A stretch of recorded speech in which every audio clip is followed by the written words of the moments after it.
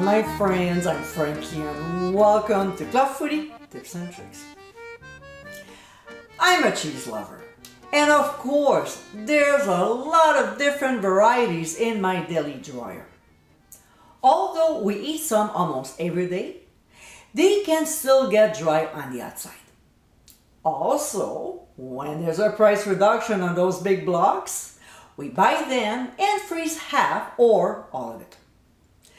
Here's the best way to prevent the cheese from drying out or getting moldy while it's in the fridge and keep its freshness even in the freezer.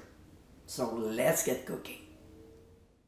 I don't know if you're old enough to remember or saw in movies, but back then, when customers were buying meat, the butchers were putting it in brown wax paper, wrap it, and wrote on what type of meat it was and its weight.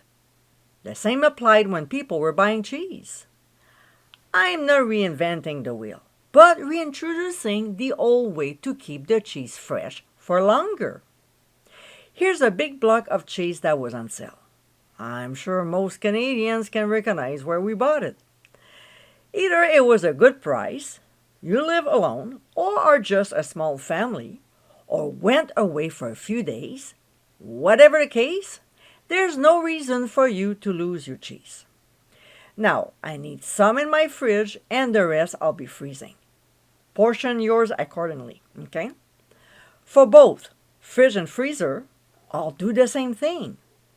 Place the cheese in the middle of a piece of wax paper, wrap it tight enough, but make sure all sides are covered with the paper, like I've done here, and simply place it in a resealable plastic bag.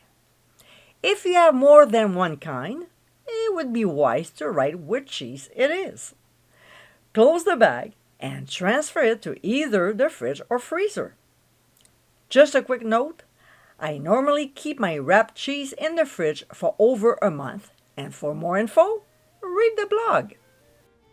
As you saw in this video, this simple step will keep your cheese in the fridge from drying out as well as protecting it in the freezer. I hope you enjoyed tips and tricks of the day, and for many more, including recipes, visit clubfooty.com. Until next time, my friends, bon appétit!